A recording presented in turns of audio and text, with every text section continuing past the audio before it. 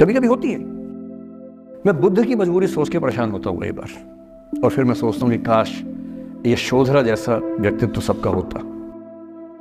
बुद्ध की रियल कहानी क्या है शायद किसी को नहीं पता। मैं जिस कहानी की बात कर रहा हूँ, मैथिली शरण गुप्त नाम के एक बड़े प्रसिद्ध कवि ने यशोधरा नाम की पुस्तक में वो कहानी लिखी है, भूमिका में जिक्र किया। बुद्ध बचपन से ही थोड़े से वैरागी किस्म के व्यक्ति थे। उनकी कुंडली देख के एक ज्योतिषी ने बताया भी था। माता पिता बहुत परेशान थे, शुद्धोदन उनके पिता का नाम था। माता पिता ने बहुत कोशिश की कि इस बच्चे का मन विरक्त ना हो। अच्छा महल बनवाया, सारी सुविधाएं दी। जैसे ही बुद्ध थोड़े से किशोरावस्था में आए, उस समय की दुनिया की सबसे खूबसूरत महिला से, लड़की से, यशोधरा से उसकी शादी करवा दी। यशोधरा के पिता ने काफ़ी एग्जाम लिए बुद्ध जी के, वो सारे एग्जाम में पास हुए, तब जाकर शादी हुई। ऐसे नहीं हुई, शादी हुई। तो बुद्ध भी ठीक था, रमे रहे उस जीवन में। बेटा हुआ उनका राहुल। अब बुद्ध की विरक्ति का भाव बढ़ता जा रहा था। 29 साल की उम्र के आसपास ऐसा हुआ कि उन्होंने एक मृत व्यक्ति को देख लिया, एक बूढ़े को देखा, एक भिखारी को देखा, एक बीमार को देखा। विरक्त हो गए और उनका मन हुआ घर छोड़ दूं, ज्ञान की खोज में चला जाऊं। अब ज्ञान की खोज में जाएं, उनको पता है कि भाई मेरी पत्नी भी है, मेरा बेटा भी है, राज्य भी है, कैसे छोड़ दूं? छोड़ना जरूरी है। अंदर की आवाज है कि छोड़ो, तुम इस चीज के नहीं बने हो, तुम्हारा स्वधर्म कुछ और है। बाहर की जिम्मेदारी है कि छोड़ नहीं सकते। मैं अनुमान करता हूं कि बुद्ध ने शायद अपने पिताजी से कहा हो कभी कि पिताजी मैं बहुत परेशान हूं, छोड़ना चाहता हूं। तो पिता ने समझा बुझा के मना किया होगा कि बेटा शोभा नहीं देता, ऐसा मत करो। हो सकता है पत्नी से भी बात की हो, पत्नी ने भी कहा हो कि ये क्या बात हुई, हम सबका जीवन तुम पे टिका है, बच्चा अभी बिस्तर से भी नहीं उतरा है, अभी तो चलना भी नहीं शुरू किया है, तुम ऐसी बात कर रहे हो। इसका जिक्र नहीं मिलता इतिहास में कि ये बात हुई कि नहीं हुई। और एक दिन बुद्ध ने तय किया और वो आधी रात को पत्नी और बेटे को सोता हुआ छोड़ के चले गए। इसको बौद्ध परंपरा में महाभिनिष्क्रमण कहते हैं, बुद्ध का अपने घर से निकल जाना। अब बुद्ध चले गए, लेकिन मैथिली शरण गुप्त यशोधरा के पर्सपेक्टिव से बुद्ध को देख रहे हैं। यशोधरा बहुत परेशान है, भाई पति चला गया है, बच्चे का पिता चला गया, मजाक थोड़ना है। राजा परेशान है कि उनका उत्तराधिकारी चला गया है। यशोधरा इतनी परेशान है, बहुत लंबे समय तक छंद आते रहते हैं कि वो कितनी बेचैन है, कितनी परेशान है।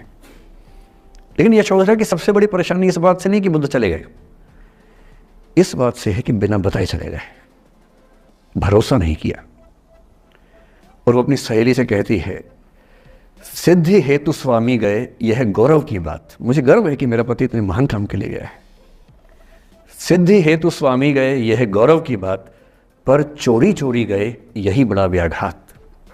सखी सखी वो मुझसे कहकर जाते, कह तो क्या वो मुझको अपनी पथ बाधा ही पाते, क्या मैं रास्ता रोकती उनका?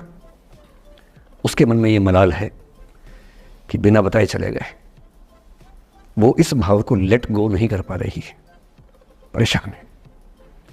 फिर बुद्ध को ज्ञान मिला 6 साल की तपस्या के बाद, बोधगया में बोधि वृक्ष के नीचे ज्ञान मिला। बात फैल गई। जो 5 शिष्य बुद्ध को छोड़ के भाग गए थे उनके बुरे वक्त में, उन्हीं 5 को बुद्ध ने सबसे पहले ज्ञान दिया सारनाथ में, जिसको धर्म चक्रवर्तन कहते हैं। बुद्ध की ख्याति बढ़ने लगी।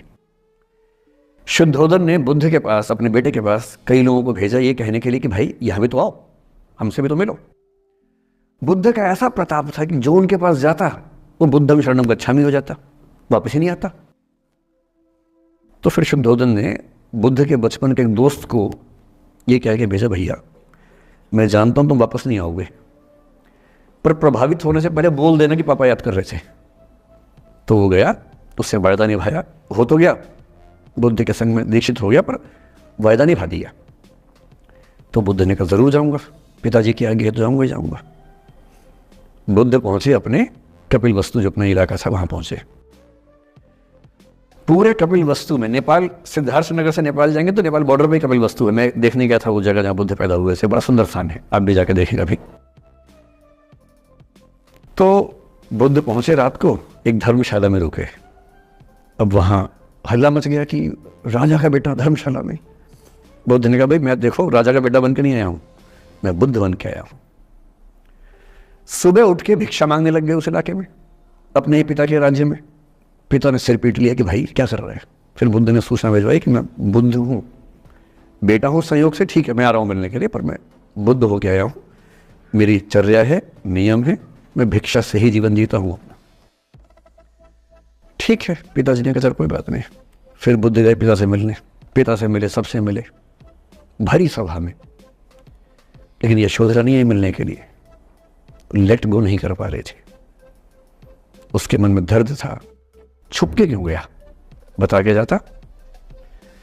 बुद्ध ने पूछा पिता से कि यशोधरा कहाँ है, तो बोले कि वो कह रही है कि अगर बुद्ध मिलना चाहेंगे तो खुद ही मिलने आएंगे मुझसे, मैं क्यों जाऊंगी भाई, आत्मसम्मान भी तो कोई चीज़ है, मैं क्यों मिलने जाऊंगी। तो बुद्ध मिलने गए। सोचिए कमरे में यशोधरा बैठी है, राहुल साथ में। अब राहुल थोड़ा सा बड़ा हो गया है, 6-7 साल का है। बुद्ध गए हैं। अब आपके मन में आ रहा है कि बुद्ध वहाँ जाके बोलेंगे सॉरी मैंने गलत किया, I hurt you, I really feel sorry. बुद्ध है वो बुद्ध, वहाँ जाके क्या बोल रहे पता है, भिक्षाम देहि, भिक्षा दो। और यशोधरा कितनी महान महिला रही होगी, उसने अपने बेटे का हाथ बाप के हाथ में दे दिया। लेट गो का इससे महान उदाहरण दुनिया के इतिहास में नहीं है कि चलो आखिर तुमने आके झुक के कुछ मांगा तो सही।